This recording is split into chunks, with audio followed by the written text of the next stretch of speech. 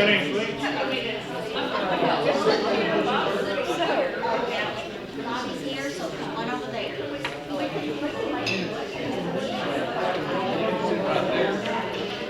Me too.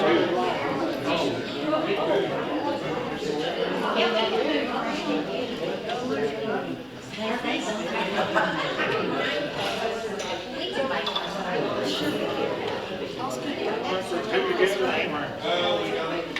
Okay, this way. This way. Yeah, we're gonna scoot this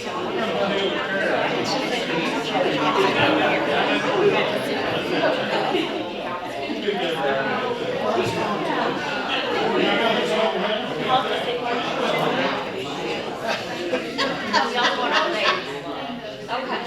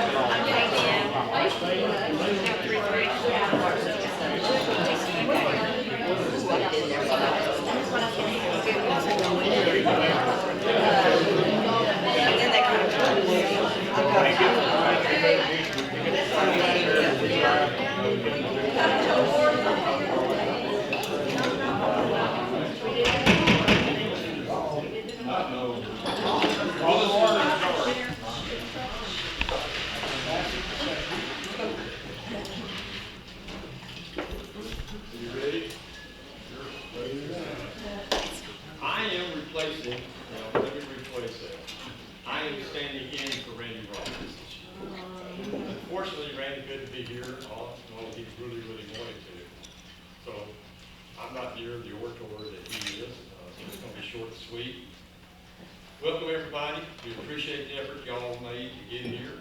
We look forward to having enjoyed having you here and look forward to spending the night, maybe tomorrow morning with you.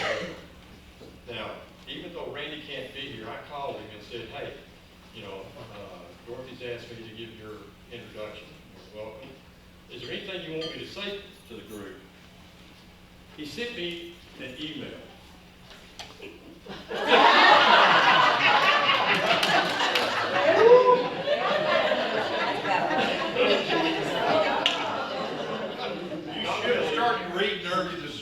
Yeah. It still would be finished. But he did want me to express his sincere love for all of y'all, the fact that you're here, and keep him in your thoughts and prayers. He's having a hard time right now, as well as several other of our classmates.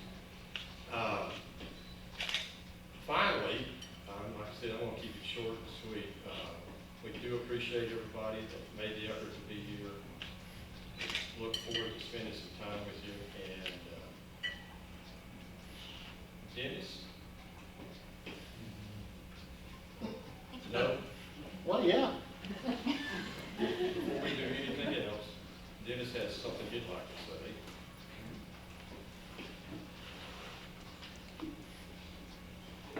I think it's awesome, and I love seeing all y'all, and there's not very many classes that have anything like this.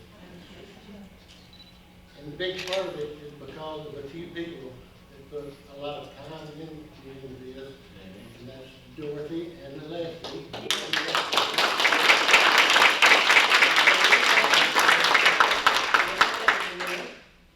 Where's Leslie? Where's she hiding? Come over there.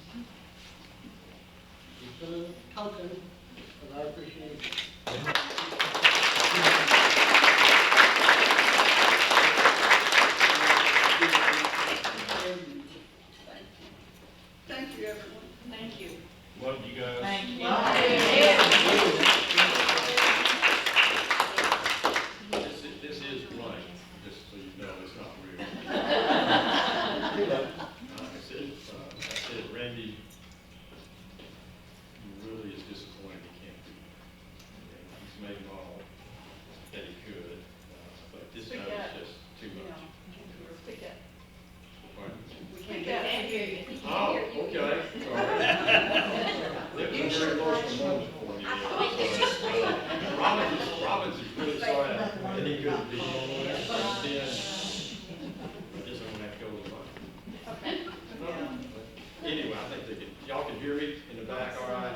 Yeah. Yeah, better, okay. He's really sorry he couldn't be here. He is our fearless leader, has been for a long time, and will continue to be that as long as we're the class of '69 classmate of record.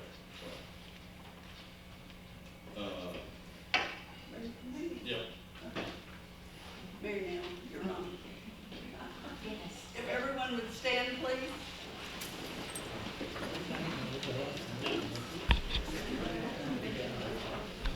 On your paper, on the back of it is the school song and the fight song.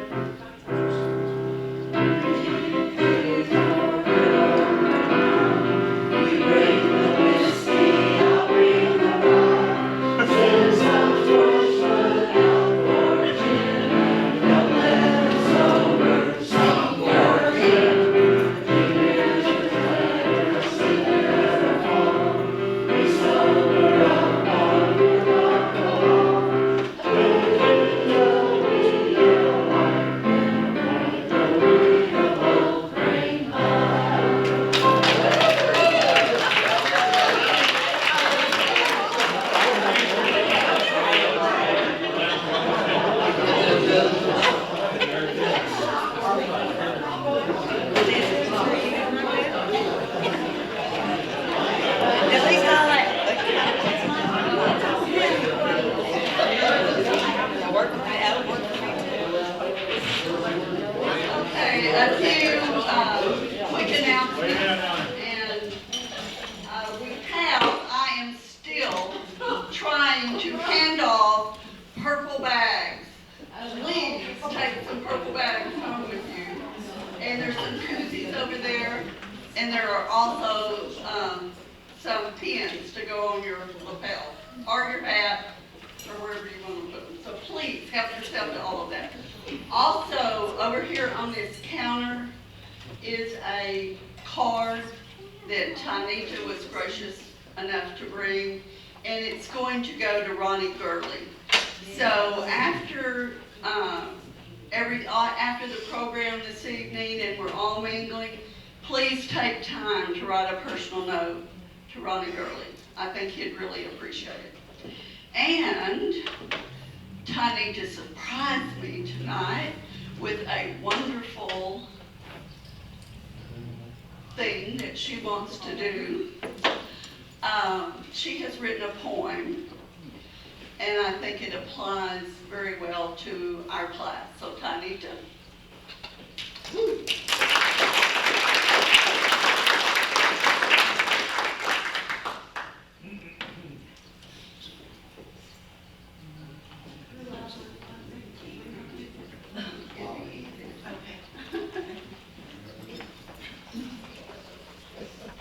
I'm Tanita, Earp Cooper, and I'm from the class of 1972 from Crane High School. And I've had the best time of my life, I guess, spending a lot with y'all in the last several years. Yeah, my class never does that, so. Anyway, thank y'all for including me, and come on, eat Cranes. Anyway, I wrote this poem in 2020, and it's titled, I Am Red, White, and Blue. I was raised in a small town, probably just like you, going to school with a bunch of kids I knew, and graduating with them after many memories accrued. Friday night lights, volleyball games, and band. The sports seasons, the teachers, the classrooms were grand. Our future was God-based, respect, integrity, and a promise that hard work and education brought about success. In a school, in a nation of liberty and justice, a flag that flew on the school's front lawn, in the gyms and field of play, gave us pride as we stood with our hands over our hearts.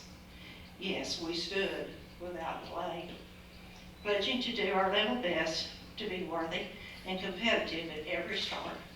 Our brains were not altered by drugs and the devil, because our preachers on Sundays warned us of the evil.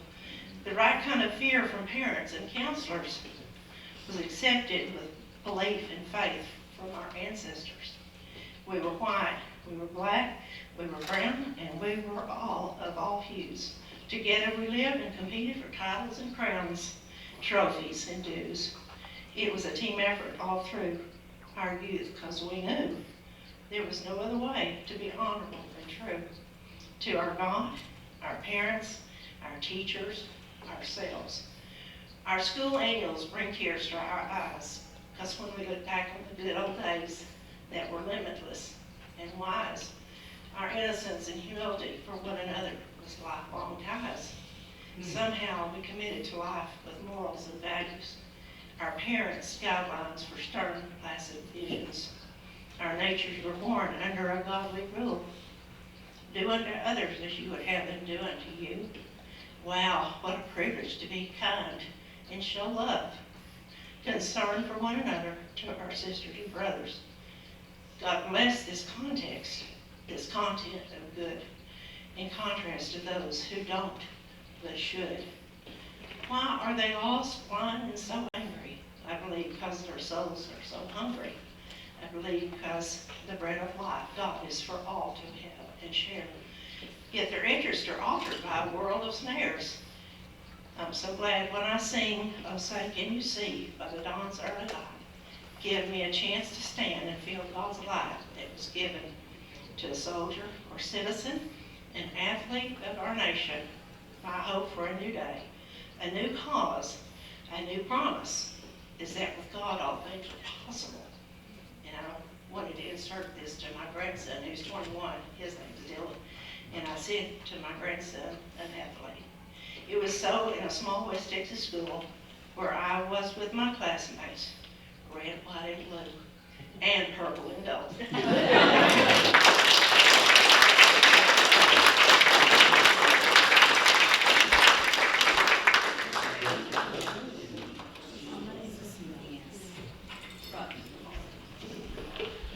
Okay, we're getting ready. We're going to have dinner first, and then we have a surprise for all of you tonight. We have a speaker for you, and I'm very excited to have her here. I'll explain more about that later. Bobby, would you bless all of us and the table that we're about to receive? Thank you, Dorothy. I tell you what I think, and I've told several people this, I think we've all been blessed immeasurably by being able to grow up in Crane. I think the whole time frame was better back in those days as far as honor of country and things like that, but I honestly believe that Crane was kind of the epitome of that. I don't know exactly how to put it in words, but we had safe homes, we had safe schools. Did we ever have a shooting on campus. I mean, that just didn't happen back in our time, but in our own school, we were so blessed with that. And we was talking amongst ourselves about the thing, just living in the Crane area, that the teachers, the school system, the pastors, the ministers, all the folks, it was just such a blessing. You don't need to stand, but if you would just bow our head and we'd ask the Lord for blessing. Dear Lord, we want to thank you for the many blessings that you've given us. Thank you for allowing us to live in such a nice community where we can be friends and we can enjoy the many blessings that you bestowed upon us. Thank you for this food. Help it to be a nourishment to our bodies. Be with those that have prepared it. Be with those that have organized this event. Lord, we thank you so much for each one of our friends. God bless us and give us a good evening. We ask these things in your name. Amen.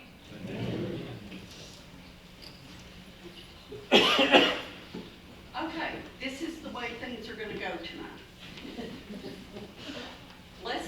Leslie and I are anal about how things look, if you hadn't noticed. And so we put plates on the table instead of them being on the buffet table. So when you rise to go get your food, you need to take your plate with you.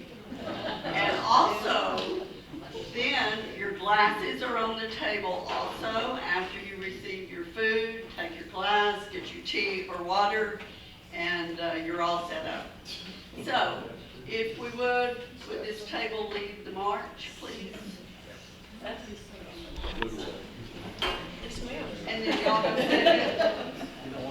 Then we go get a water and tea first. Yeah, if you want to go get your water and tea first, you're not buckled in. You can go do it on your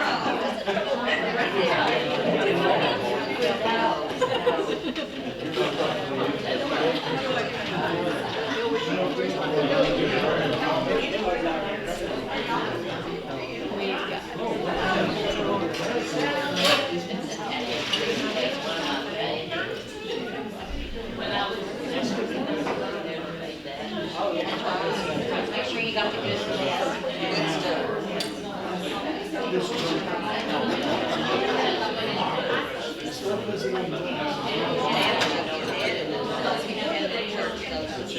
His mom said I don't want to see him.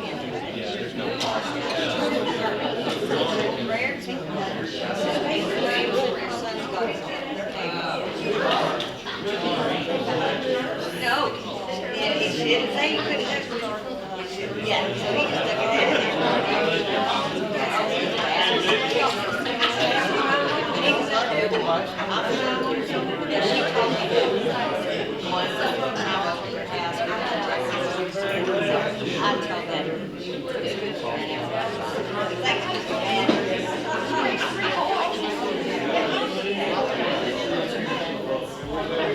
They were all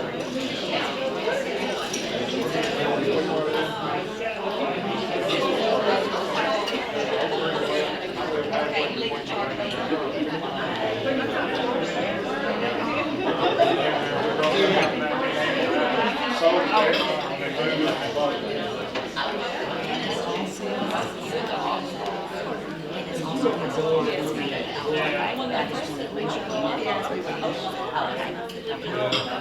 Well, they won't let me drown that yarn.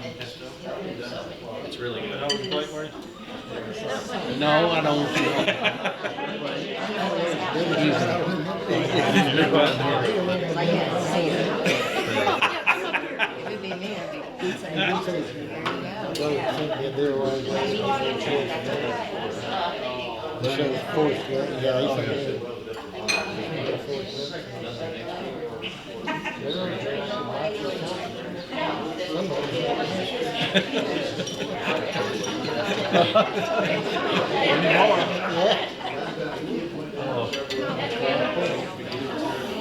And politics colors a lot of hurt for you.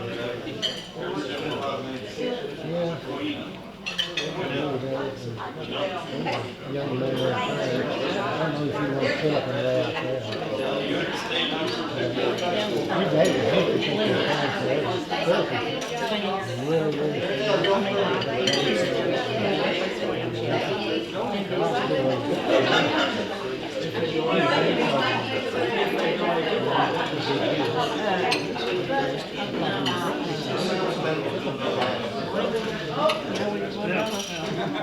It's okay.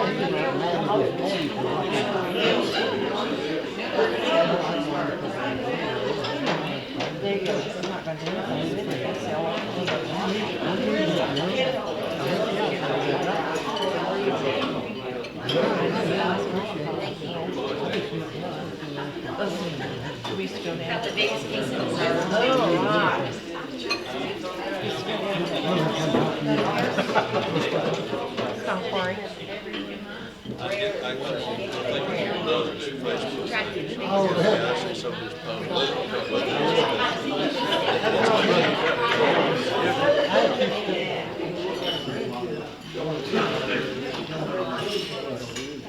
Come on, get your plate. Can I cut on George? Absolutely. You can.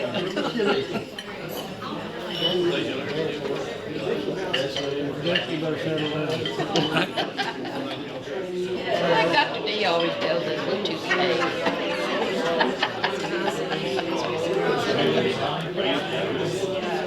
we don't want to. We got up to go quicker than I thought we would do.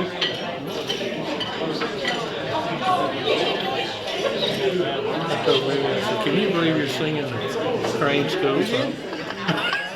Being from Canada. Did you graduate from Canada? Here's a cheerleader.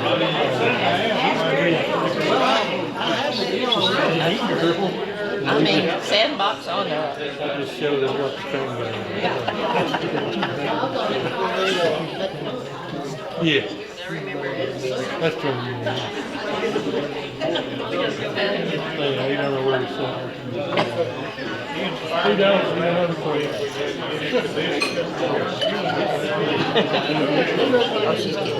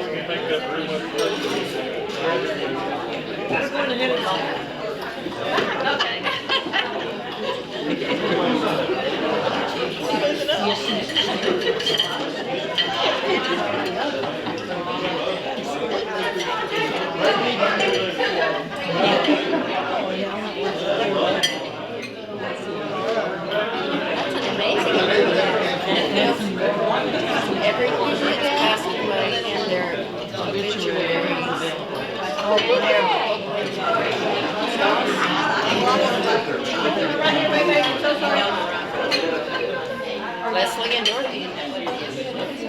But they're pictures, most of them are their high school. The way we went, the way we were. Very well. Did you put your football in high school?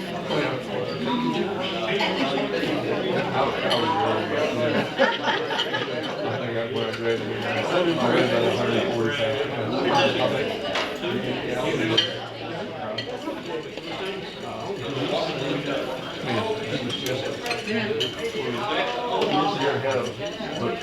Was all through the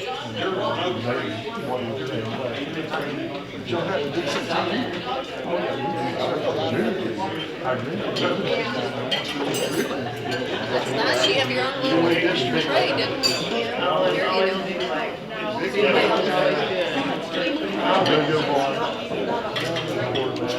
do.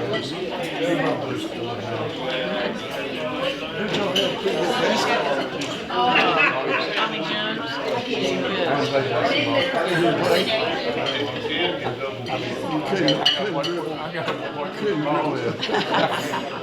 Couldn't dribble.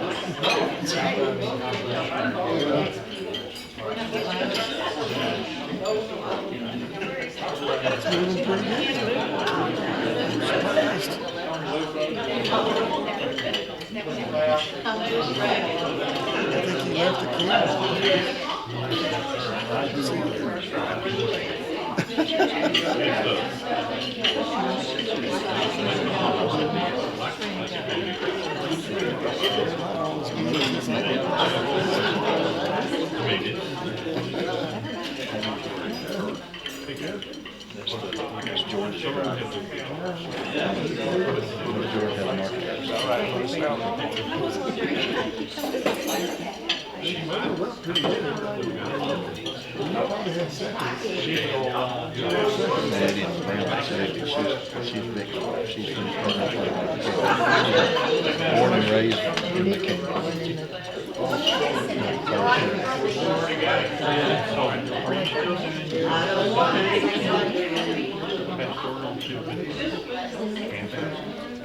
Oh, are you?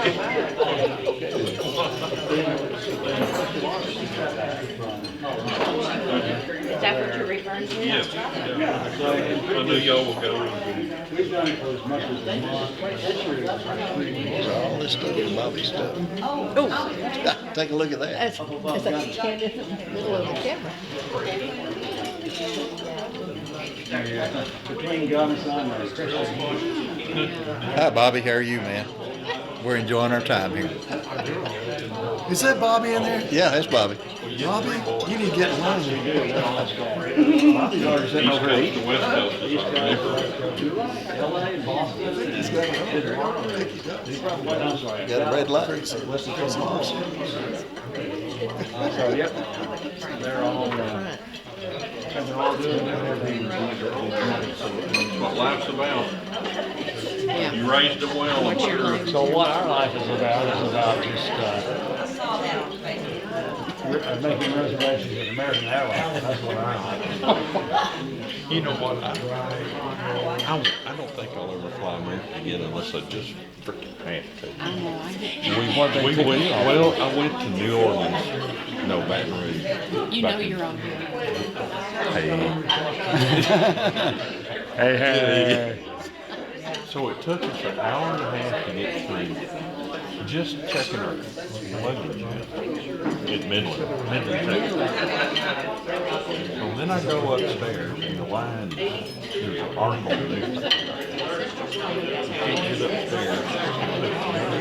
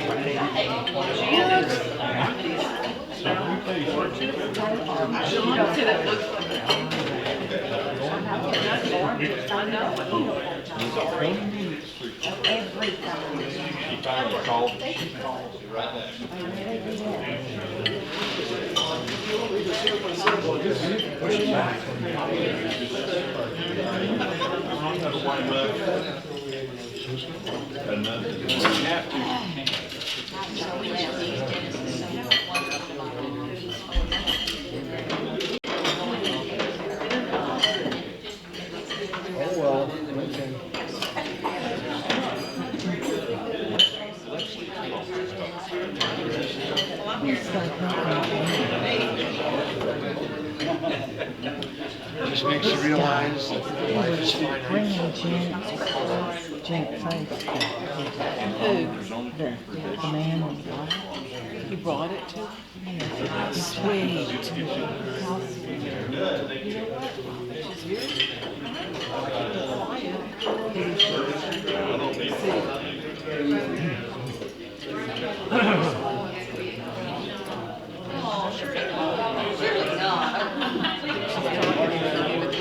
Who's that? You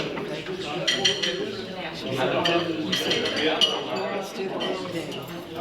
Remember? I said, You said that do the work day. how you push. You don't remember that you said, do the right thing. Let's do the right thing. Now you tell us. Well, Yeah. how can I go wrong with saying do the right thing? Do the right thing. So, would you let him? Yeah. Well, my next question is, that's it. I know, when you said you took it.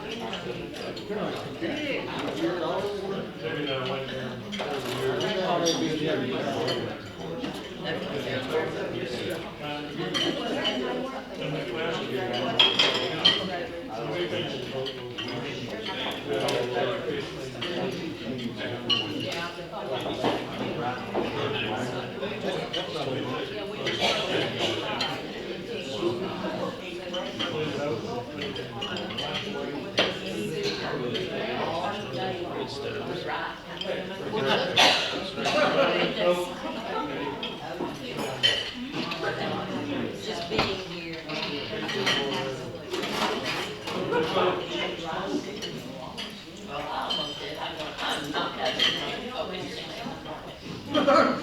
Well, Dennis always worried about him. Because of his mom, but you know, I was concerned about him, so we went to his family and all.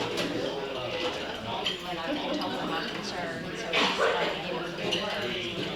And I want you to remember, she said, yeah, I did. And she said, they talked about all these things. And told her, yes, this and he left. As he was walking down the hall, she asked him, as he was walking down the hall, he said, Dr. K.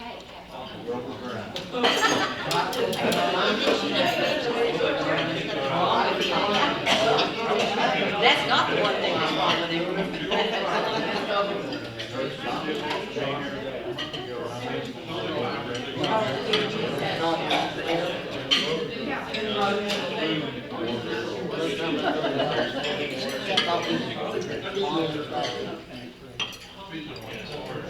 I took mom to joke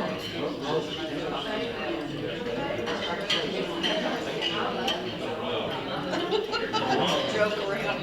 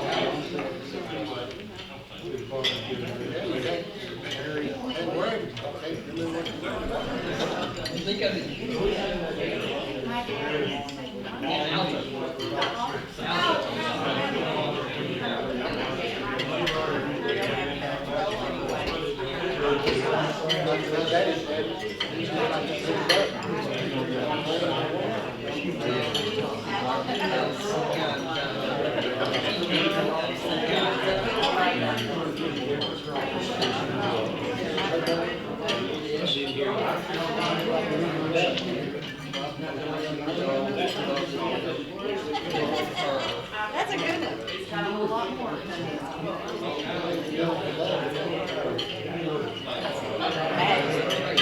Don't ever say it can't. That's like 2 things. I learned that one in my 30s.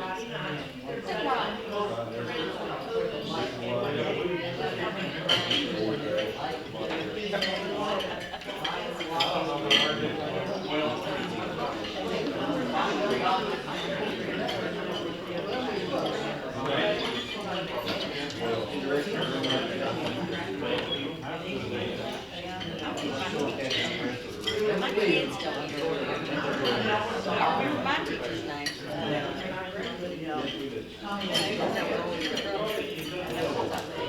Yes, anyway. I would always. Oh, that's horrible.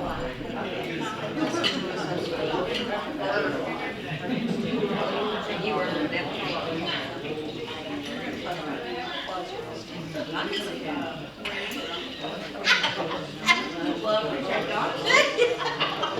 that's why I like you so much. Because I need to partner and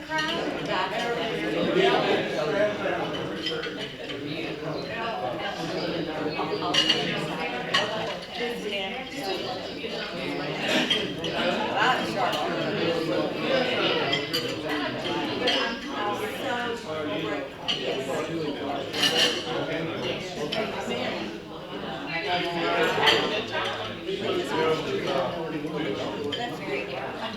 And we all know that. But you know the nice ones too. Oh, that's good. Nice ones in the, yeah.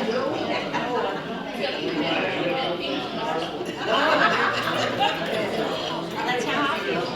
This is the truth.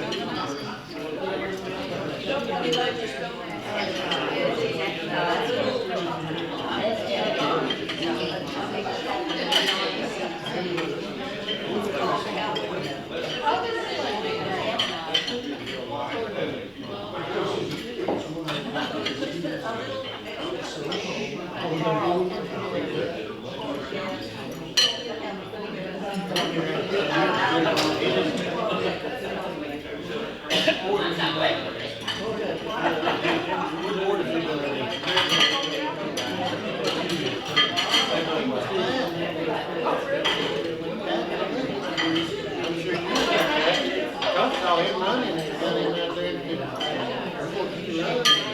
that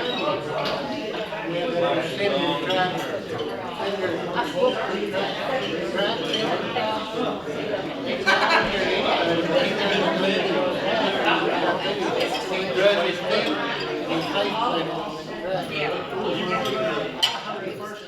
guys are great. Are they the ones last time? Yes, I can recognize them. You do a good job.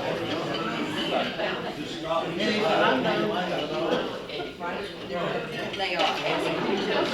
Everybody.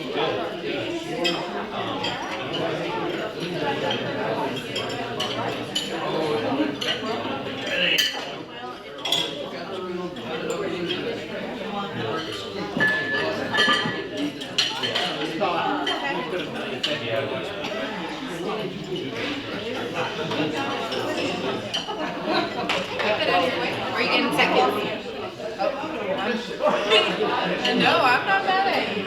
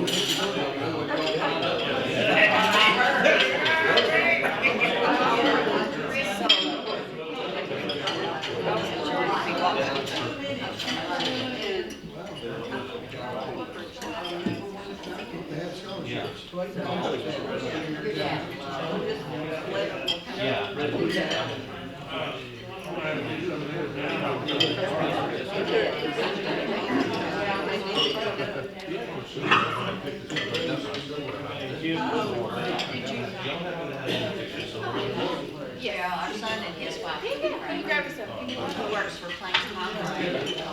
Yeah, I hope there's something, there's plenty. I had to laugh on my dad, he was hurting. Yeah, where she works.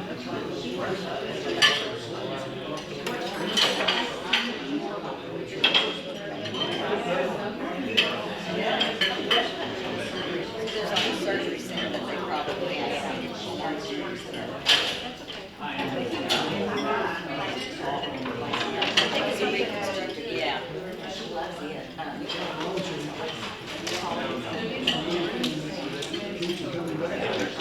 My son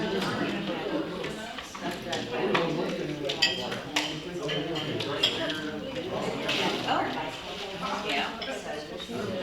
Yeah, how long ago? Oh, have you ever come in?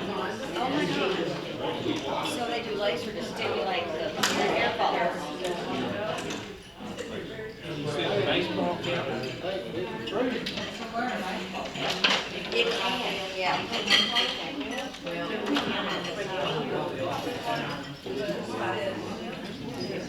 It's too late for you.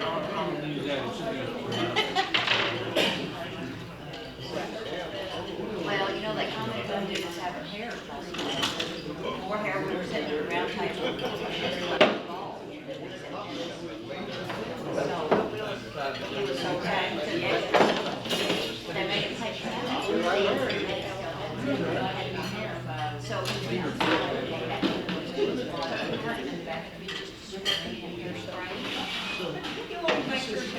Oh, thank you.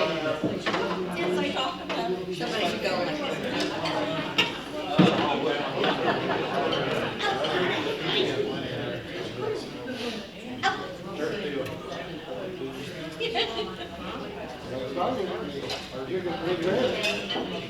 They always say that, don't they? Yeah, they do.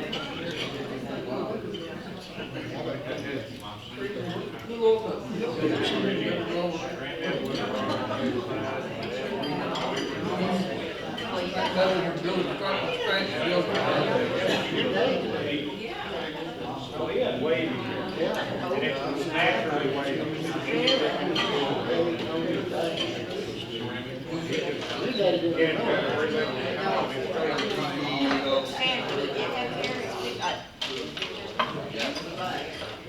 but it just slipped right off.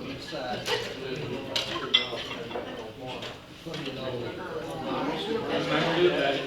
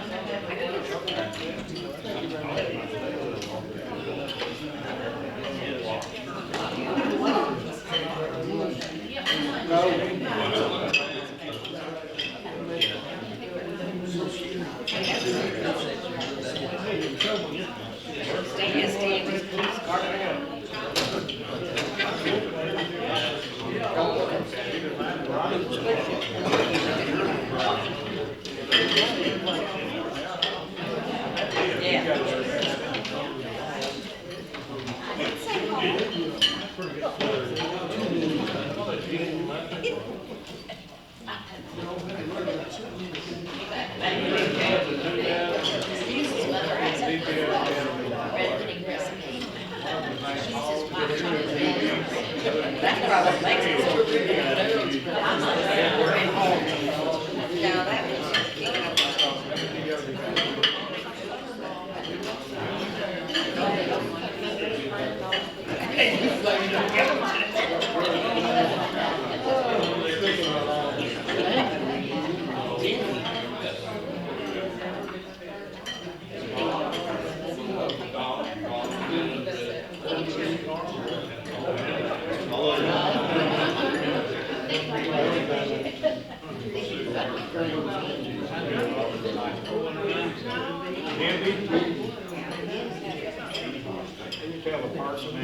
Are you still working on it?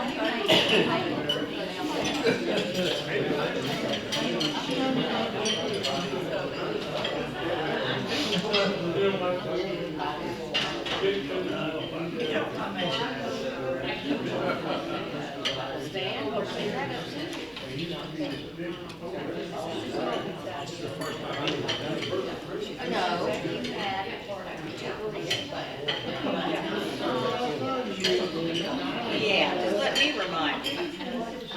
That nice time.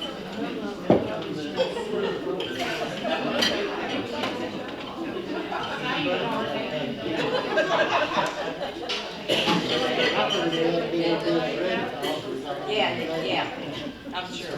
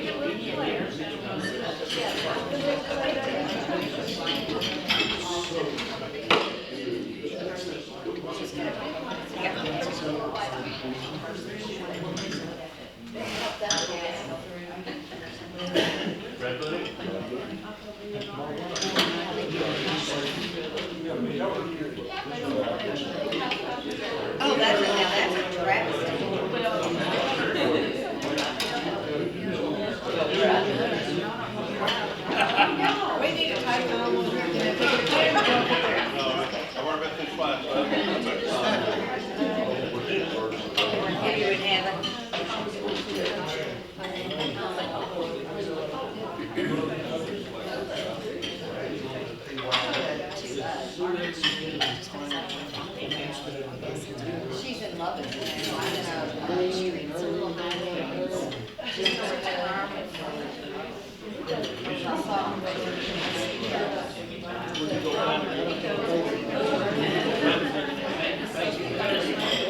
Facebook, that's good. This is my.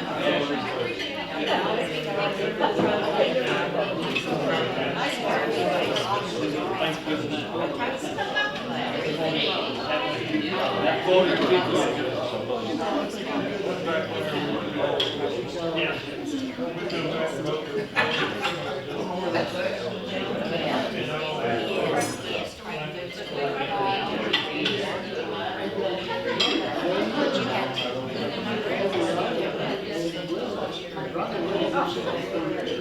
oh, absolutely, Gibson's. Very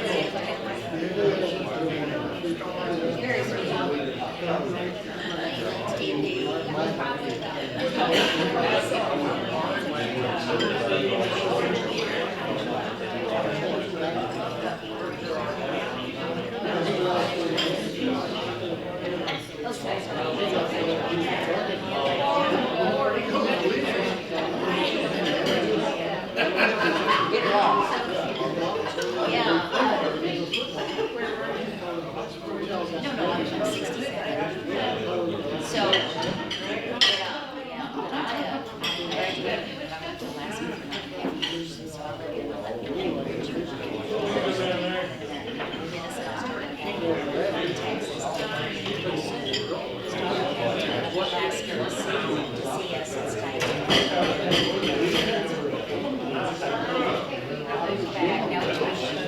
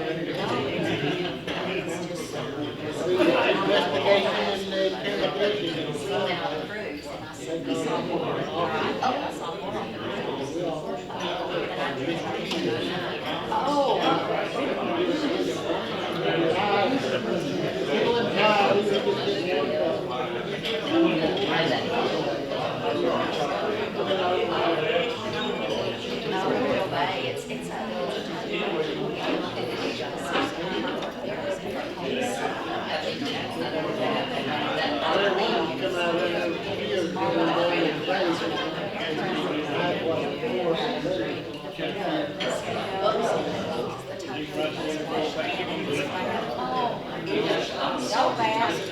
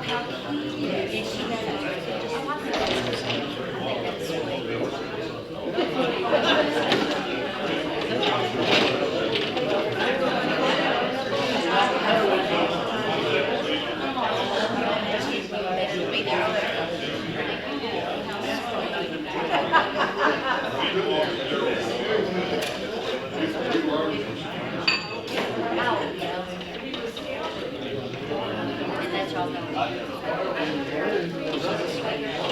was gonna do.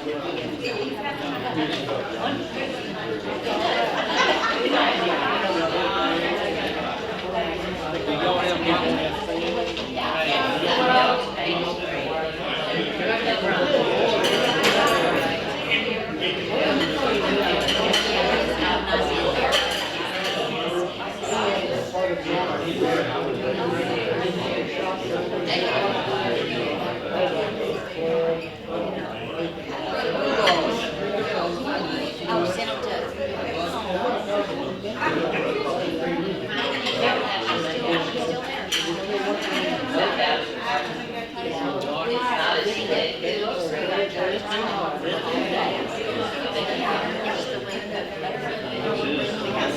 She's still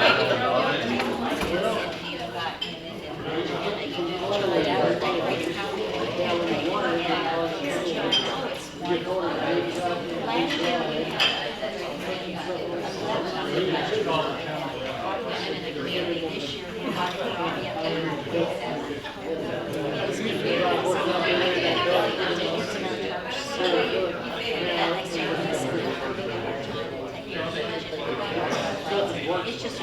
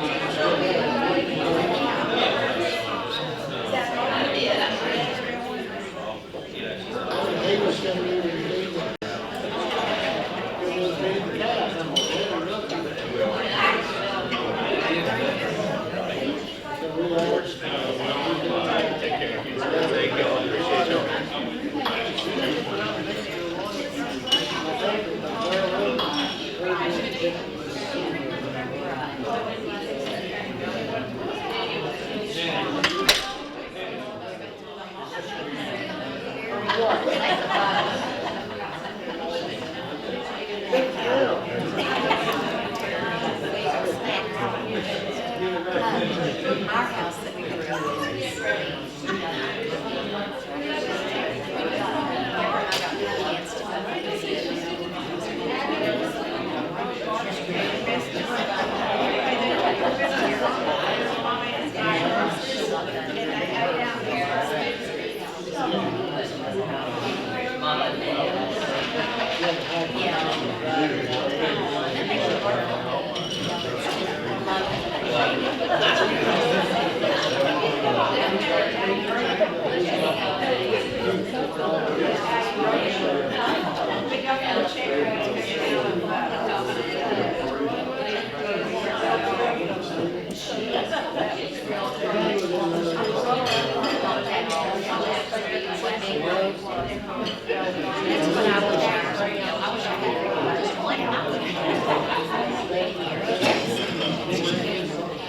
Okay, it looks like almost everyone is finished, and if you're still eating dessert, please continue. Dessert is what I'm trying to say. I was trying to think of something that everyone would enjoy as a surprise, but that had a connection to Crane. And I don't know where I got this idea. But I decided there was someone that meant a lot to Crane, and we all know something about this person. But I thought you might enjoy the story. So, our special guest tonight has a notable connection to Crane. She didn't go to school there, but her dad did. There is a statue of him in the Stevens Central Library here in San Angelo. Many artists applied for the opportunity to sculpt his likeness, and think there were quite a few. Raul Ruiz for the Artist of Choice. He was also editor of the Farm and Ranch section of the San Angelo Standard Times. On top of that, he was editor of Livestock Weekly. In his spare time, he submitted manuscripts and has published somewhere between 60 and 70 books. The 7-time winner of the Spur Award, which is presented by the Western Writers of America. He was named the best writer of all time in 1995. There is also a mural of him and his life accomplishments. All of his legacy is on a wall for all to see at 118 South Chapman Street in San Angelo. If you haven't guessed already, please welcome the daughter of Elmer Kelton, Kathy Kelton.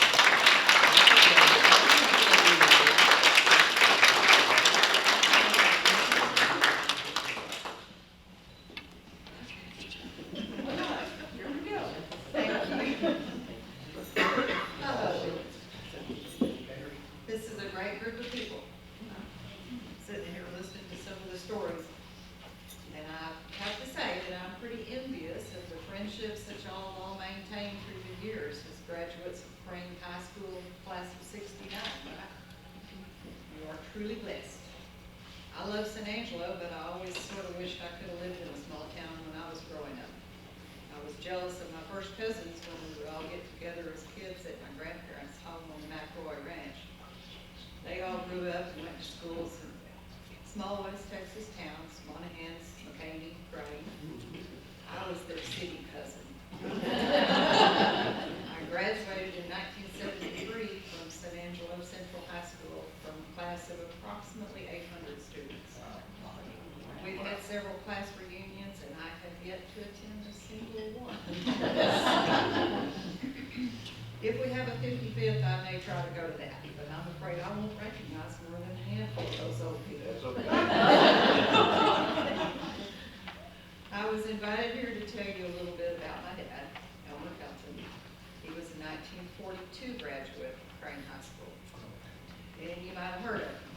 He wrote a few Western books.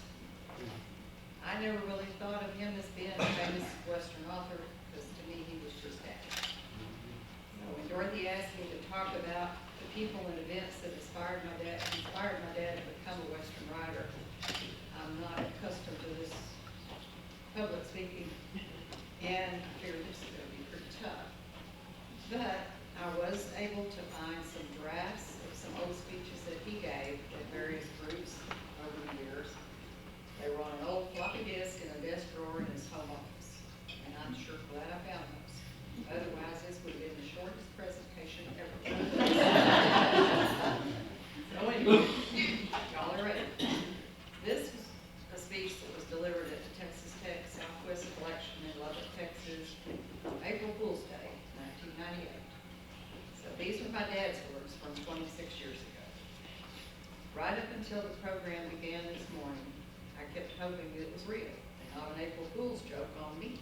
I'm happy to say that it turned out to be real, and I am more grateful than I can say for all this wonderful attention.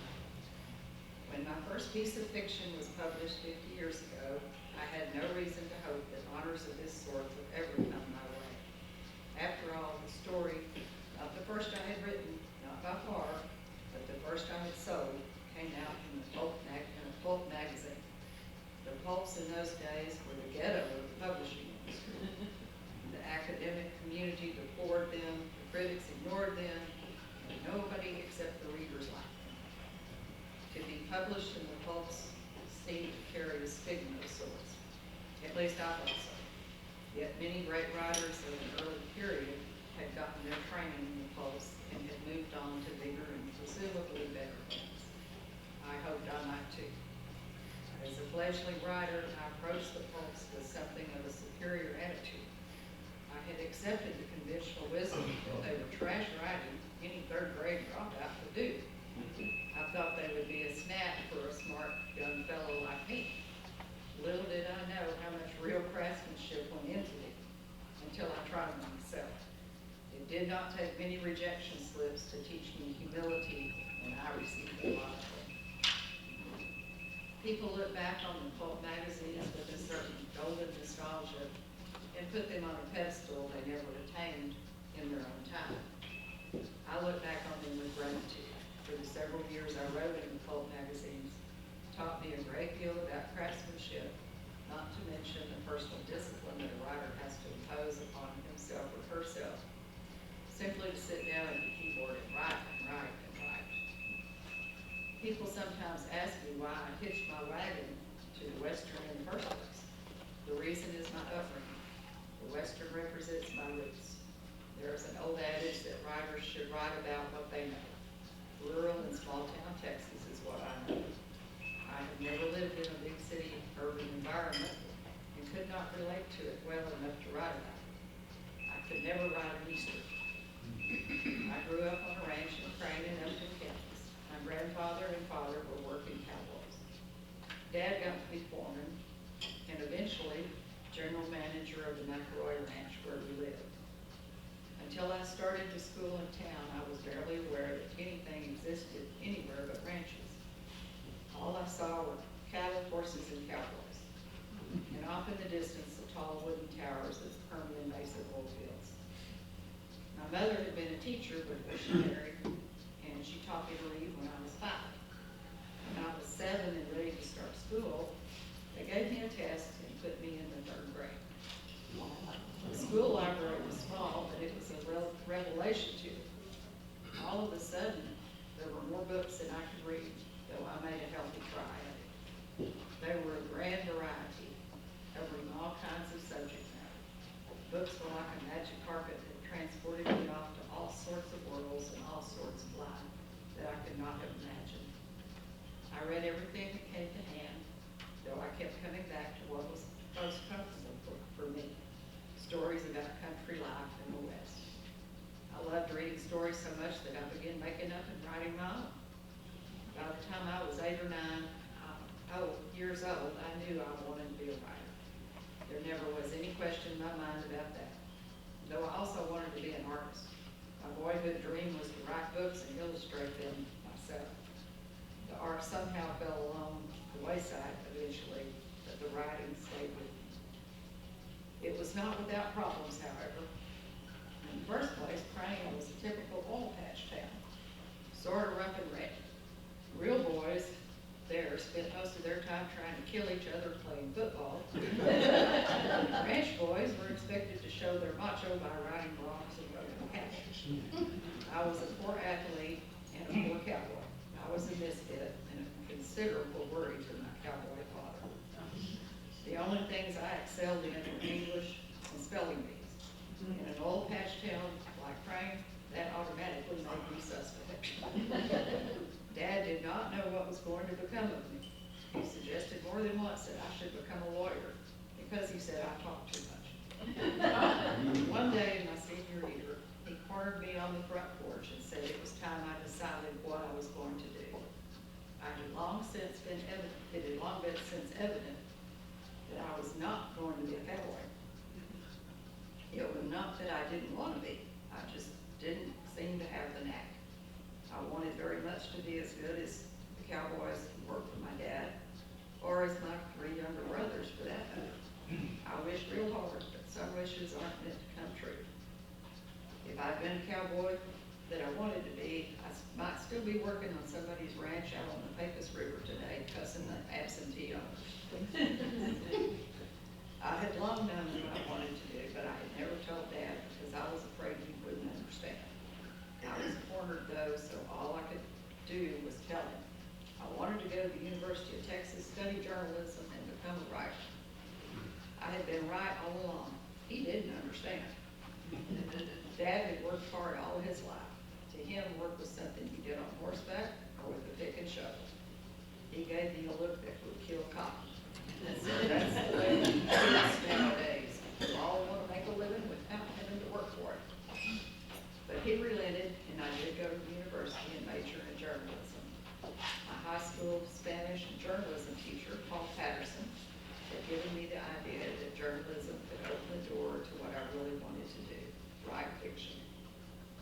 Another reason I wanted to go to the university was to study under J. Frank Dobie.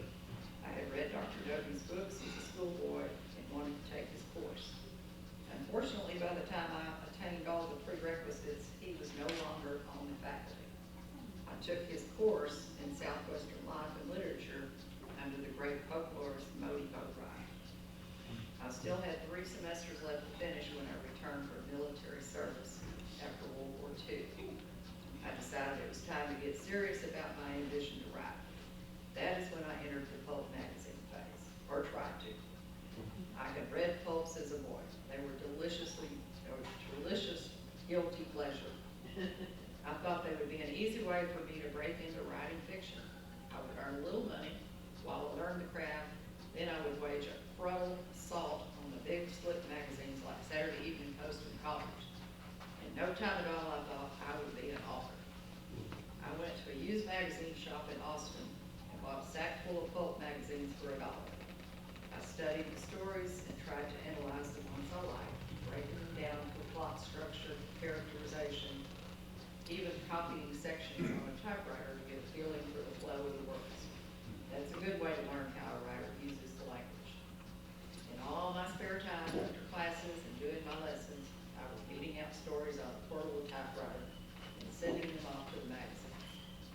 I swear some of them got back from the post office before I did. Come back in my own self-addressed stamped manila envelope with printed rejection slips that could deflate an ego the size of a barn. And it did regularly. I would get discouraged and decide to quit. Sometimes stay put for several hours until a new story would hit me, one that I thought couldn't miss. Mark Twain once said anybody could quit smoking. He had done it dozens of times. That was why I quit writing, dozens of times. But after a while, a lady editor named Fanny Ellsworth began sending me encouraging letters instead of the standard rejection slips. She would say she could not use my story, but she would tell me briefly what she found wrong with it and encourage me to try again. Finally, in my last semester, instead of my self-addressed stamped envelope, I received a business-size envelope containing the most beautiful check I'd ever seen in my life. She had finally bought a story from me. I've had many larger checks since then, but never one that looked quite as beautiful as that first one. That was the story that was published in the spring of 1948, 50 years ago, when he wrote this speech, in Ranch Romances. It was called There's Always Another Chance. That was a fair description of my career up to that time. Rejection, but hope that there would always be another chance. Fanny Ellsworth was the first of 3 lady editors who have had a great deal to do with my writing career. I kept writing stories, but it was a year before I managed to sell a second one. After that, they began selling with more and more regularity until after 2 or 3 years, I was selling most of what I could find time to write. I am in the midst of several 50th anniversaries.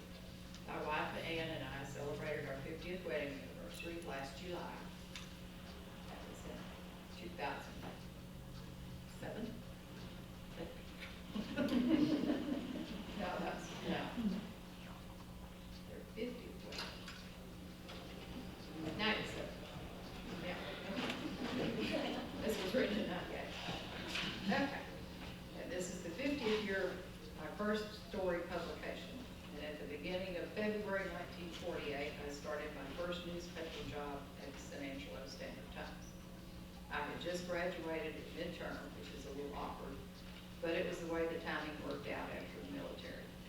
The Angelo paper wanted somebody to write farm and ranch news, and I was the only member of a small graduating journalism class who had grown up in the country. So I went out, interviewed, and got the job. By this time, I had that first story sale under my belt and was confident that in a short time I would be a rich and famous fiction writer. But in the meantime, I could earn family bread by working on a newspaper for 6 months or a year until I was fully established in my chosen profession. Then I would leave the newspaper business. I lived out that dream, but it took me a little longer than I thought. I remained a reporter and newspaper editor for 42 years. That tells you more than you may have wanted to know about the economics of being a friction fiction writer. The hard truth is that it doesn't pay all that well, and if you're not a bestseller, and I never have been. But I never regretted my 42 years as an agricultural journalist. A lot of the material that I used over the years in my fiction was derived from my travels as a reporter, from stories I heard in literally hundreds of interviews, and from events I watched with my own eyes, like the 7-year drought of the 1950s and the agricultural depression of the 1970s and 80s. Books like The Time It Never Rained or The Man Who Rode Midnight never would have been written had I not gotten the material out of my second profession, agricultural journalism. After I went to San Angelo, I kept writing Western short stories and novelettes in my spare time, mostly nights and Sundays. They made a nice supplemental income to the newspaper paycheck, which frankly never did weigh down my wallet very much or cause me any problems with the IRS. I might have gone on that way for years more, but the pulp magazines began dying away in the early to mid-1980s. Television was the main culprit, not only killing the pulps, but the big slick fiction magazines as well. Fortunately for me, my main story market, range romances, was almost the last to die.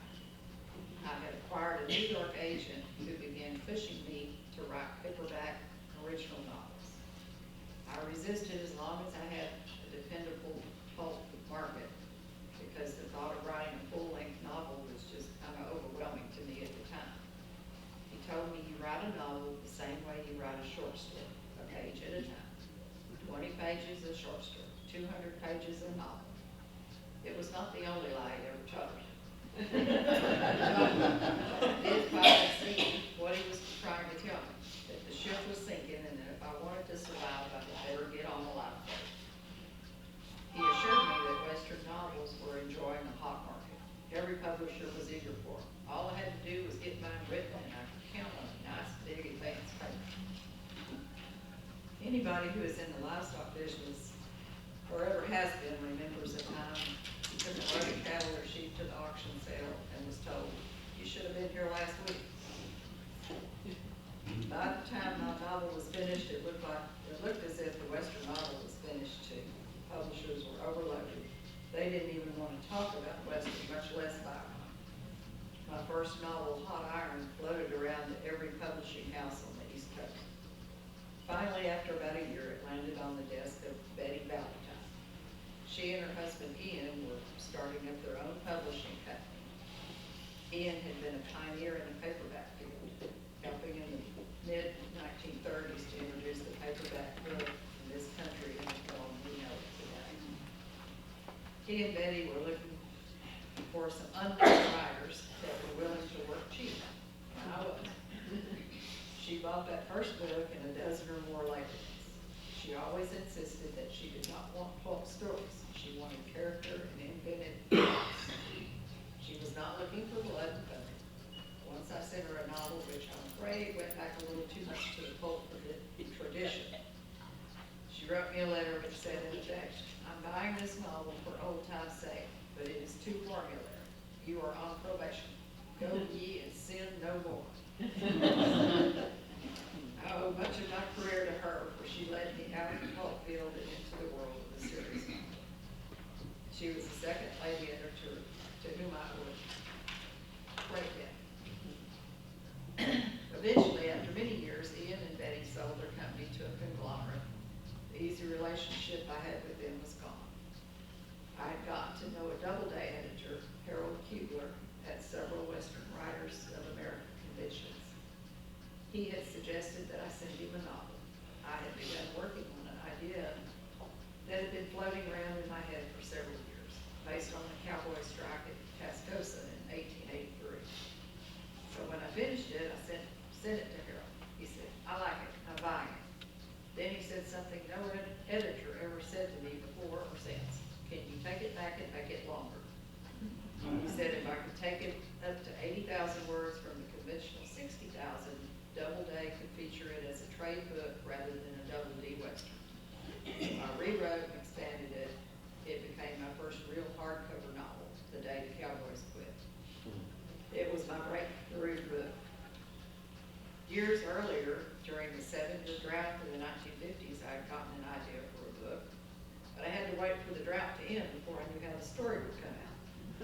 For a long time, it looked as if the drought never would end, but it finally did in the spring of '57. President Eisenhower came to West Texas on a drought inspection tour in late January of that year, and the rains began shortly afterward. Turned out one of the wettest years on record. And if you will notice, most West Texans have been voting Republican ever since. I had several Western novels under my belt by then. I decided to write my own opus about the drought. To my considerable disappointment, my agent was lukewarm at best. He called it a nice little agrarian novel. As it turned out, that was about the kindest thing anybody said about it. It bounced in every publishing house in New York and Boston. My agent sent it back to me. I thought it was better than that, so I rewrote it and tried again with the same results. It kept bouncing. My agent proclaimed it as hopeless, so I put it away in the drawer for 10 years or so. When Harold asked me what I was going to do next for Doubleday, I said, I've got an idea for a great story. And I did not want to force off the original manuscript on him. I rewrote the book from scratch, adding quite a bit of character and scope that 10 more years of writing had taught me. It became The Time It Never Rained, which remains by all odds my best known book. I have done a lot of other books over the years since, but I'm afraid I've never quite topped that one. When people ask me how long it took to write, I have to ask them, do they mean the 2 years I spent on the last version or the 5 or 6 I spent on all 3? One of the questions that I get asked most often is where my ideas come from. I don't have a satisfactory answer for that. They come from everywhere, from people I meet, stories I hear and read, from history and from the newspapers, and sometimes just out of the blue. Another question is whether I base my characters on real people. I have to say that I borrow from real people, but I don't often just pick up someone out of real life and put him or her in a story. I may use certain characteristics, speech patterns, and habits. A character in a story may be a combination of elements borrowed from several people, mixed with a generous portion of my own imagination.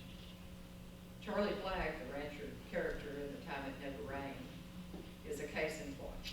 I'll bet 100 people have asked me if I based Charlie on their fathers or grandfathers. My mother always thought he was her father, or he was my father. Actually, Charlie was a combination of many ranchmen I knew back as an agricultural reporter in the 50s. However, in the book, Charlie has a best friend named Paige Malden. I based Malden to a considerable extent on the man I knew, though I changed some features about him. As the book opens, Paige Malden is one of the biggest ranchers in West Texas and he's proud of it, but every animal he owns is mortgaged out to the tips of its ears. As the long drought progresses, he gradually loses his holdings bit by bit until finally they are all gone. This happened to the man I knew in real life, and though some of the Malden character did not fit him, what happened to that character was based directly on what happened to him. I was a little nervous that if he ever happened to read the book, he would notice the similarity and possibly take offense. One day I ran into him out at the livestock auction. He said, I just finished reading your book, and I started looking for the door. He said, you know that old Charlie Flagg, he's just like me. He never realized he was Paige Malden, and I never told him. One problem with novels is they most often have a shelf life about like yogurt. They have a few weeks to do whatever they're going to do, and then they disappear from the bookstore shelves. Fortunately for me, a third lady editor came to my rescue a few years ago. Judy Alter of TCU University Press decided there was some academic interest in my bigger books, and she began reprinting them in special academic editions. University press books tend to stay in print for years. My TCU reprints are still available, although some have been out there for as long as 15 years. Publishing industry has gone through a lot of changes in the last few years, and it is still in a state of flux. Almost chaos, you could say. You may have seen that Random House recently bought up by a big German publishing firm, Bertelsmann's, which bought up my longtime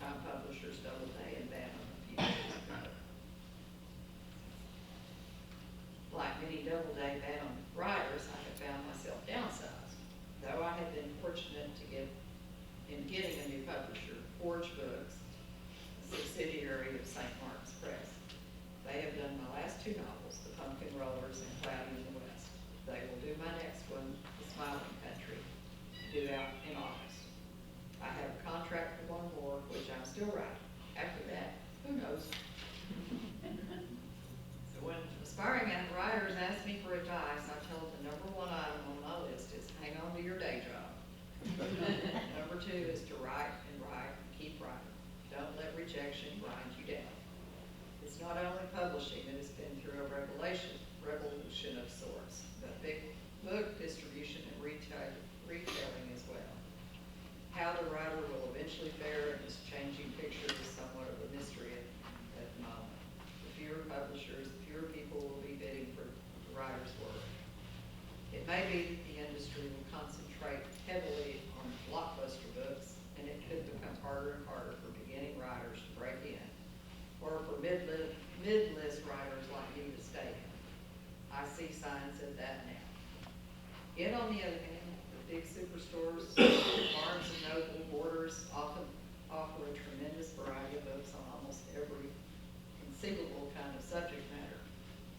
So it is too early to know what the future may hold. I feel fortunate to have survived in the writing game for 50 years, even if sometimes only on the thin and wobbly edge of it. I don't know where the writer will fit in during the next 50. People do still read. People do still buy books. Talking about the internet, and this quote from Laura Bush.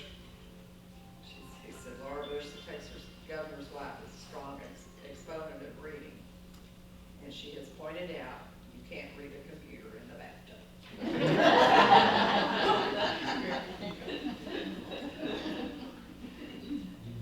That was from 1998. And this, a little bit here is from excerpts from my dad's autobiography, The Sandhills Boy, which was published in 2007. And he talks about some of his school days in Crane, Texas. So I thought I'd throw some of this in there. He mentions a few of his school friends and teachers from Crane during his time there, so maybe some of you have heard of them. Because I started school at 7 years old and was placed in the 3rd grade, I was a year to 2 years younger than almost anyone else in the class, as well as being too small to match the other boys in athletics. I never could see a ball until it hit me, which should have been a tip-off that I was nearsighted. Before long, when they chose up sides to play touch football, it was, we had Elmer yesterday, you take him today. This, along with my inadequacies as a cowboy, compounded my problems with self-esteem. The only area in which I found that I could excel was in English, which included writing. Nevertheless, I had a circle of friends like Ted Hogan, Bill Lovelace, Gail Roy Melton, who didn't care whether I could play football or not. Most of them had lived in the other oil towns before Crane, and they broadened my horizons. They were from working families of similar economic backgrounds. Few had much money to spend, so we did not expect much, and were not often disappointed. We took pleasure in small things like a double-dip ice cream cone for a nickel at Keltner's Drug, or a hamburger for a dime at Pat Lesueur's Grill, next door to his domino parlor. School kids were welcome in the tiny cafe, but they were forbidden under threat of corporal punishment to stick a head in the door of the other establishment. The town was still brand new when it put up a sprawling school building, substantial for its time. It was of frame construction, stuccoed and painted a dull yellow. In its center was a Mexican-style patio, flanked by high school classrooms and a large auditorium, and decorated with flower beds. The patio helped the circulation of fresh air in rooms adjoining it. Air conditioning was not even a consideration. We had no school cafeteria. Mother usually packed lunches for us, but sometimes she let us eat instead at the cafe next to the school grounds or uptown at Cactus Lesueur's, home of the greatest hamburger in the world. The McElroy Ranch headquarters were in the extreme northern part of Upton County, 30 miles from the school in Rankin. Rather than run a bus all the way out there, the school paid Dad a small subsidy to find his own transportation and send us across the county line to Crane. For the first year or so, the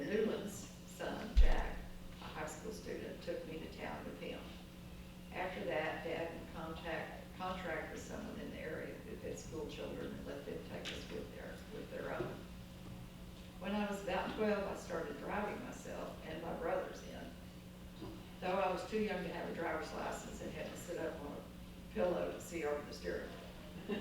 To avoid a highway or town street where I might get in trouble with the law, I would park the car at the Plate Family Dairy against a barbed wire fence that marked the city limits. We would walk the final half mile or so up to the school. I obtained a provisional license at about age 14. My first full-time teacher in the 3rd grade was Lois Ann Hicks.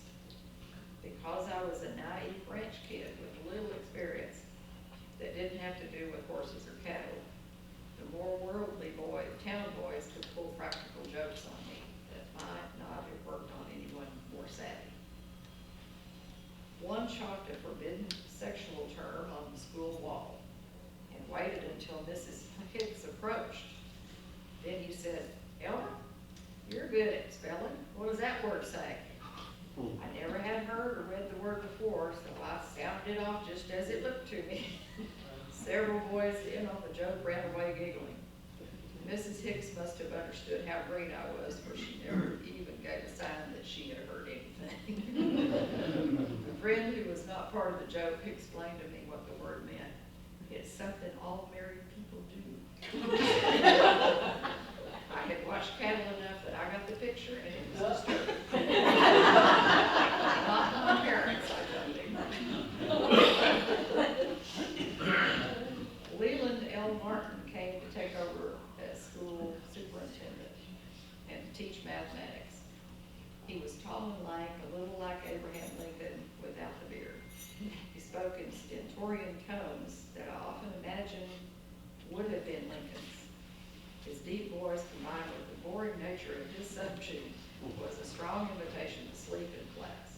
But that voice could also waken the students like a gunshot when he noticed that they had nodded off. A veteran of World War I, he enjoyed talking about his experiences in Europe. We discovered that if we could get him to expounding on those, we could distract him from mathematics for the rest of the period. Consequently, we learned more about war and Europe geography than about geometry. Though many teachers had an influence, Paul Patterson had a profound effect on my life. He had grown up in Upton County, his father a farmer, a rancher, a jailer, and eventually a county judge. His older brothers were cowboys, and Paul's ambition was to become a cowboy too. By the time he finished high school, he was sick of education.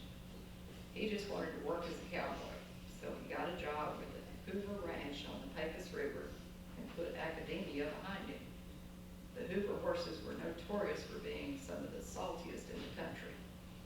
Paul was thrown off many times that summer. One horse in particular had his number and kept trying to pound Paul's head into the ground. That old horse gave me a burning yearning for learning, he said. That fall, he went to college and eventually became a teacher. Bilingual, Paul served a stint teaching mostly Mexican-American youngsters in Sanderson. He was then hired by the Crane school system and arrived a couple of weeks before the fall semester. To fill the time, he signed on for day work at the McElroy Ranch, where his brother John had been employed for years. Thus, I got to know him first as Paul the Cowboy. School started, and there was no more Paul the Cowboy. He was Mr. Patterson. No student called a teacher by his or her given name. Wes Reynolds watched him on horseback, declared, "He's too good a cowboy to waste his time teaching school." And Paul was never one to stand on ceremony. He was always friendly, usually could tell a witty story to illustrate a point, and became a great favorite teacher for more than 50 years. Mother was very protective about the ranch cowboys, and did not take it kindly when anyone made a disparaging remark. Once when the hands, including neighbors, were branding cattle in a corral, some women visiting from the east were perched on the fence watching. Like so many, they assumed that cowboys were an uneducated lot. One of the women noticed Harold Smith's college ring and declared, "I wish you'd look, that cowboy has been to college." Mother's temper flared. She pointed to Paul Patterson, who was holding down a calf awaiting the branding iron. She said, "That's nothing. That one is a professor." Hear my grandmother.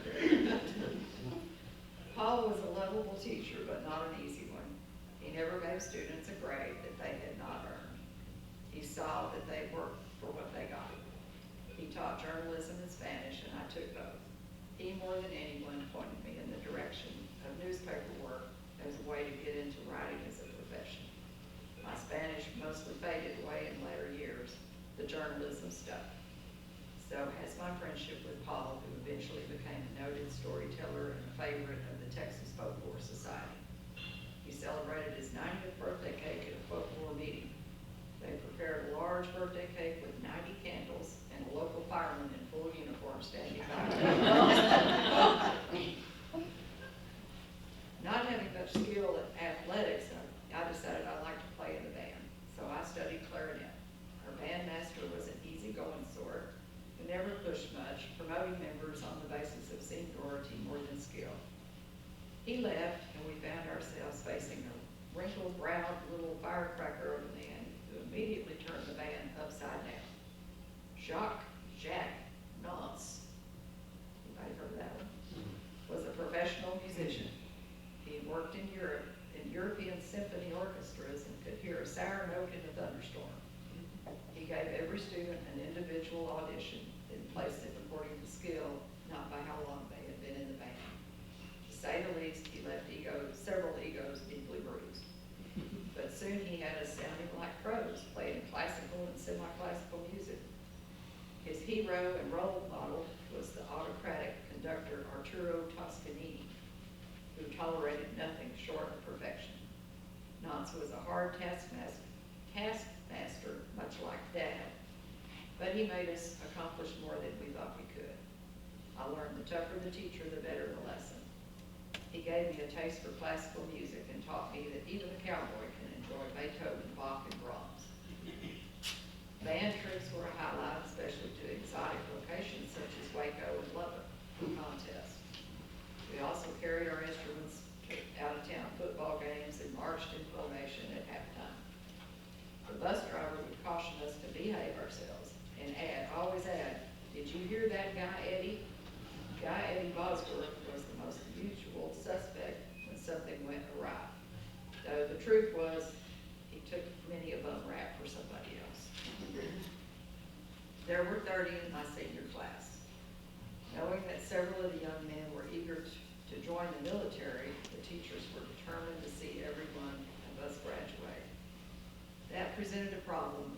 3 or 4 of us had failed our final chemistry exam. We were given the chance to take it over. An unusual concession, probably in violation of Texas Education Agency policies.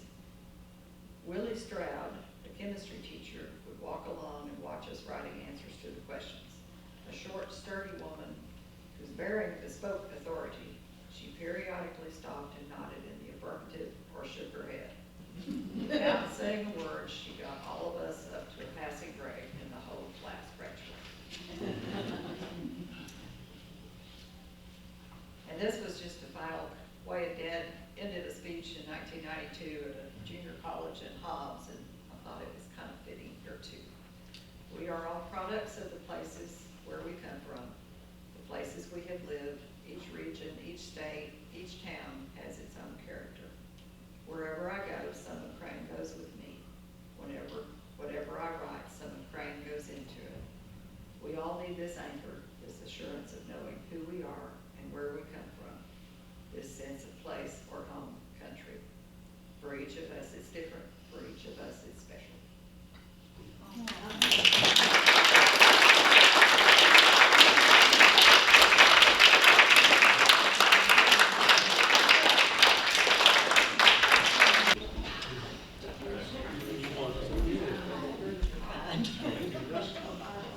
Ronnie Wood. What do you think of that?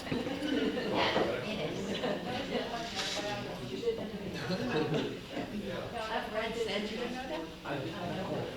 But I've only been looking for books that people wrote. To look in a non-fiction. Okay, we would like to thank, is this working? I think it's going. I'd like to thank Kathy. She presented well. well beyond what I expected, and I am thrilled. I hope all of you are too.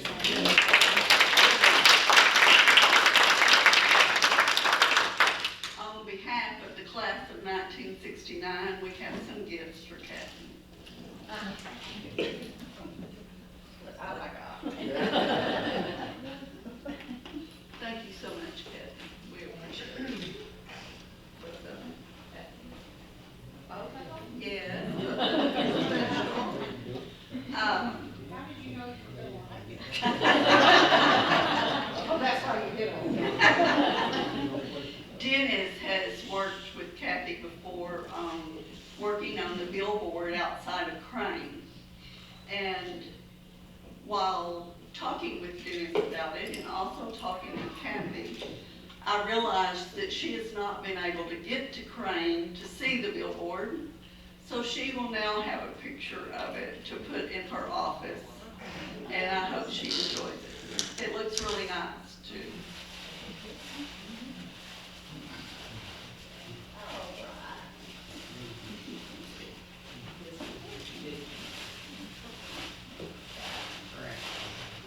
Thank y'all.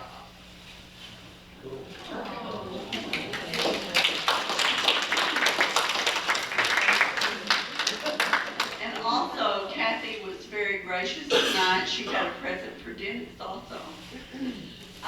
She brought Dennis some old photographs from the McElroy Ranch to donate to the museum in Crane.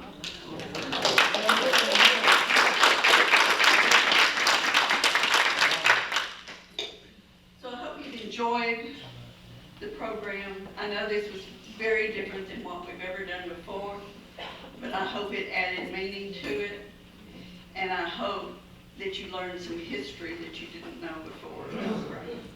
I certainly have, and I enjoyed it. So, let me see what else I have here. I don't really want to get into this tonight, but some of us were talking the other night. I know that you all know that Randy asked Leslie and I to take this over several years ago, and we have enjoyed doing it, and it has been a challenge every year that we have really tried to put ourselves into and present to you a nice dedication to our class, and to provide a place for all of us to come and see each other and get reacquainted and stay connected. It's time for Leslie and I to move on. And what we voted on in 2022 that no one seems to remember but Leslie and I, is that we were gonna start going to the all-class reunion, which is every 5 years in Crane. We will get our own meeting place just for our class. And we will do something similar, but it's gonna be on a much smaller scale. Bring our own lunch, or get barbecue, or do hamburgers, or we're gonna, just something simple. It's gonna be, go to the all-class meeting, break up when all of that is over with, go to our appointed site, and have the rest of the day to visit with each other. And we can try this as a trial if you want to. We'll do it, they're planning a all-class reunion for next year, 2025. And they're already working on it. This is played out again. I'll use my cheerleading voice. They're already working on it, I'm told, and having meetings about it. We don't have a date yet. We don't know anything else about it, but they are working towards that goal for 2025. I know that some of you are not very happy with me, and I'm sorry, but I think it's someone else's turn, and everyone, I'll put it like this.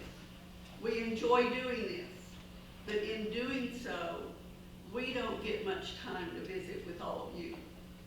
we don't get to share as many stories as you get to hear and that you get to tell. And it's not that we don't get to visit with you some, but we would like to do it without what stress we have. And we would like to do it in a more casual way, in a more simple way, I guess. But if that doesn't suit the class after next year, then I think some of you need to do some soul searching and be ready to step up and go back to reunions like this.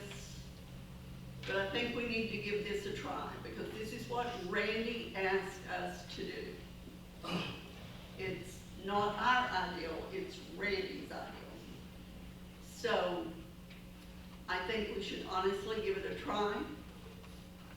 If at the end of next year, after that 2025 reunion, no one likes it, you're not happy with it, then we can sit down that day and we will vote on how to go forward and who is going to take over our job.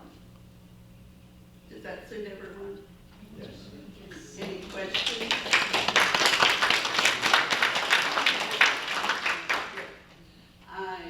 I wanted to make this simple. We don't want to do it to hurt anyone's feelings. We want to have some fun too. So I thank you very much for your attention tonight. And if you have questions for Kathy that you would like to ask her, form a line. Come in and, ask her whatever's on your mind. I hope you enjoyed it. Thank you.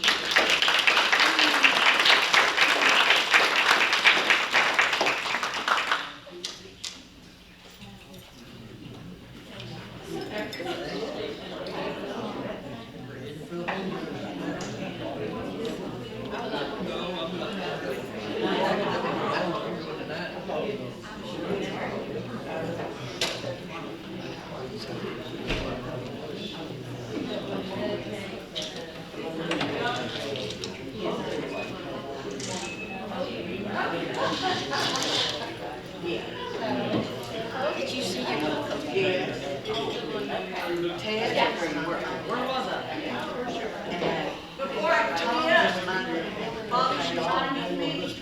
I know we're going to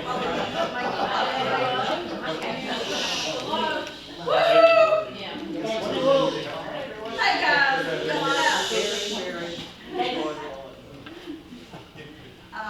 we would like to get a group picture, please. So make your potty breaks, come back in here. We want a picture right here in front of this. So I'll give you a few minutes. And be sure and sign the card for Ronnie Gurley, please. If Ronnie can't,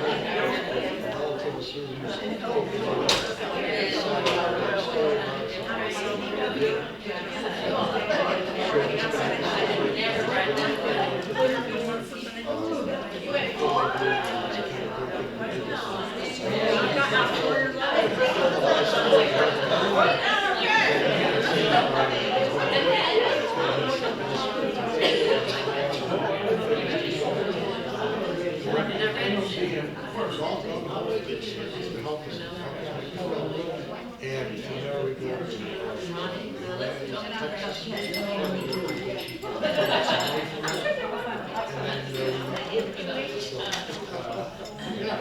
and you know, we'll make sure Thank you both. Thank you so much. They're out. No, sir, I got them at the Alpine, way out west, Western Florida, Alpine, Texas. Yes, sir.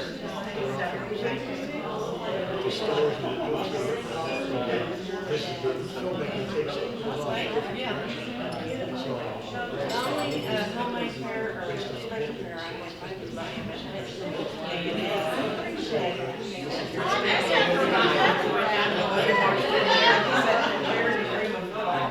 and everything, and they were kind of a set on and we go dancing and stuff, brand boots, because they just put it on. Oh, yeah. See, my uncle loves it. Anyway, Cliff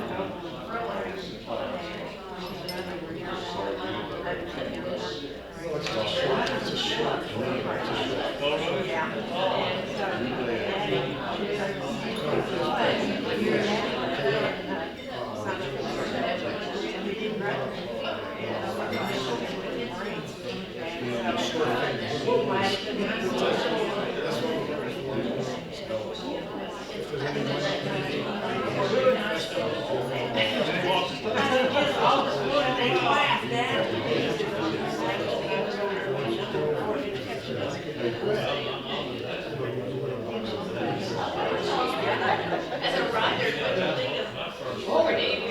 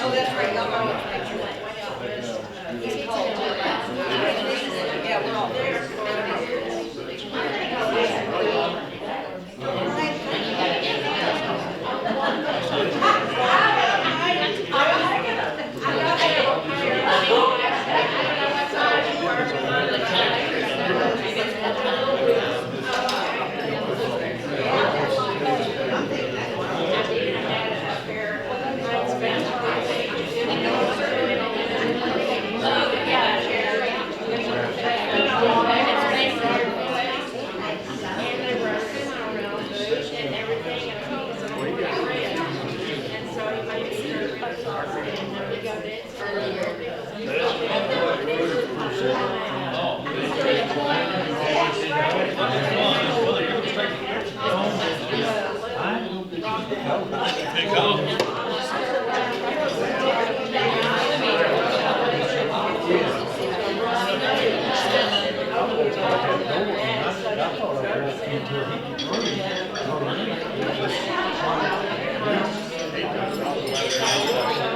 you.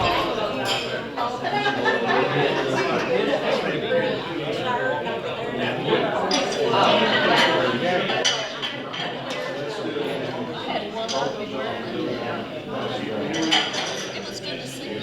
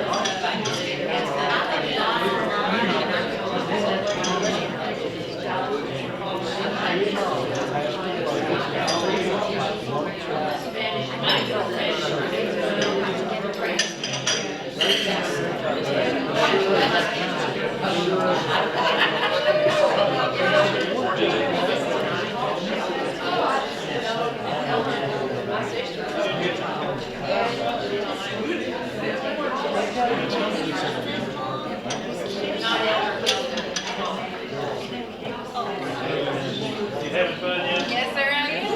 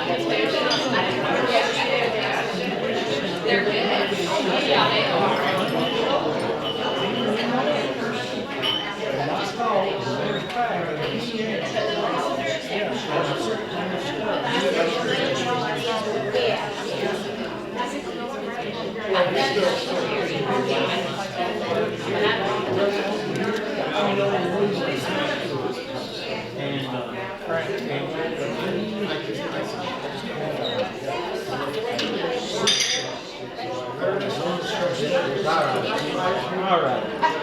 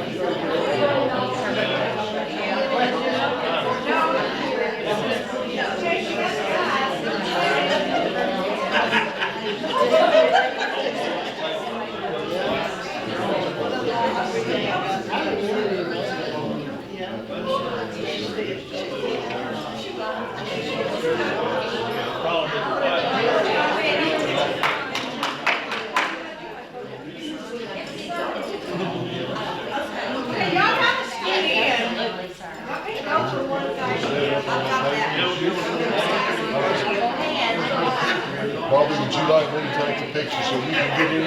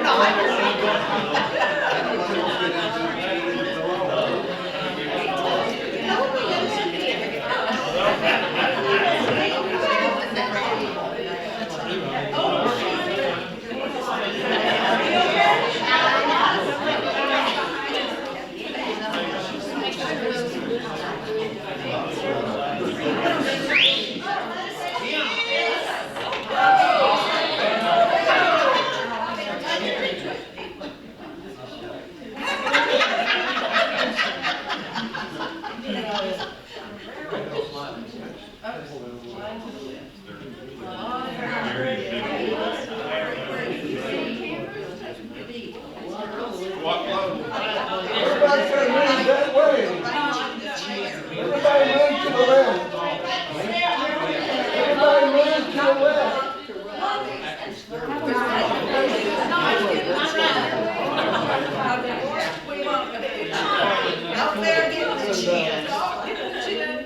Somebody over here, somebody's got to go to the left. Somebody move over to the left. George or somebody needs to move over to the left. And I want two different pictures.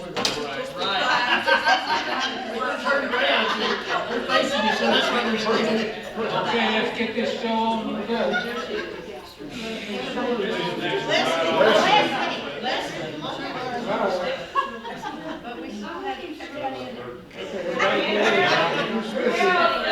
Who's missing? Wait. Somebody's in the way down here. Maybe that's it. We gotta move. No, you keep your head this way. You gotta move. You have to move. Liz, we gotta move. She's in the You're right to move back. picture. She's in the picture. It's pretty good to have somebody's head from Macavie. Okay, Captain, come on. I'm sure. Oh, well, then I can't see.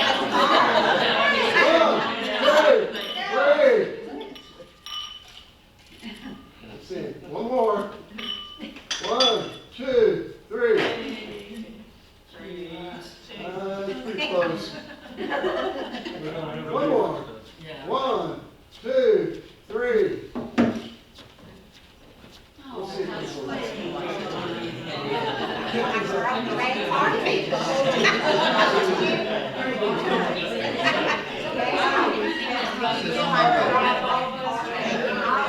Wait a minute, Dexter's coming.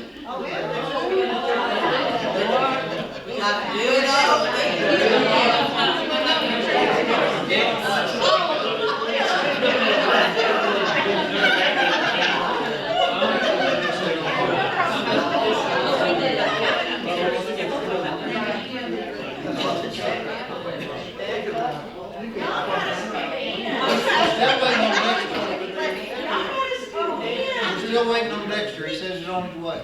He did tell me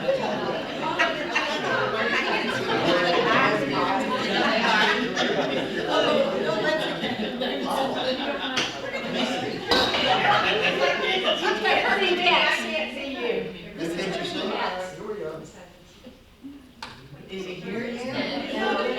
He's not here yet. all of those. He's not here yet. You're gonna find. Bobby, you do need to scoot in. Give us the 2, 4, 6, 8. I don't want to miss the Take care. Dennis, you can bring my already. Dennis doesn't have to come in yet, we're not taking You it. guys in the back, y'all gotta be able to see, okay? Look at me. Somebody's sitting. That's hilarious. Yeah. I can't see him. Well, I'm moving over. Okay.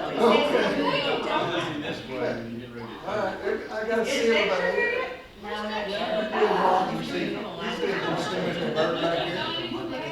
Y'all may stand on a chair. He's got, Run things. Like the old elementary. you got to see the real talk.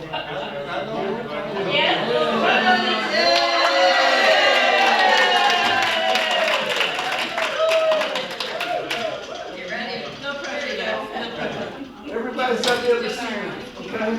Everybody's got to see me. Bobby, you need to be in this picture, don't you?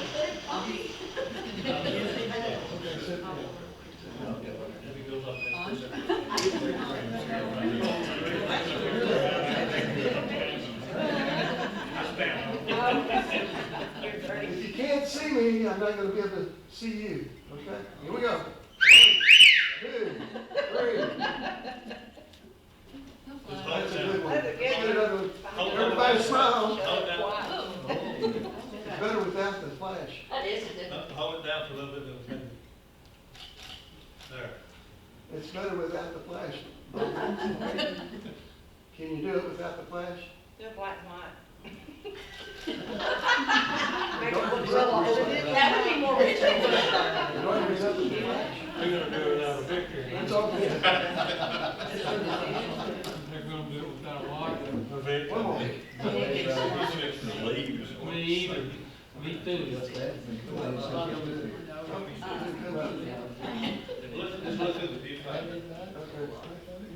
Think short. All right, one more time. 1, 2, 3. It's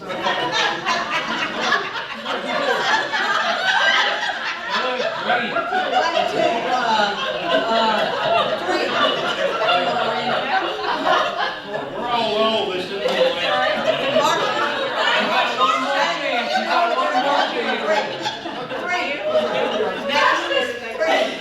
Four, three, two, one. Oh, I used to.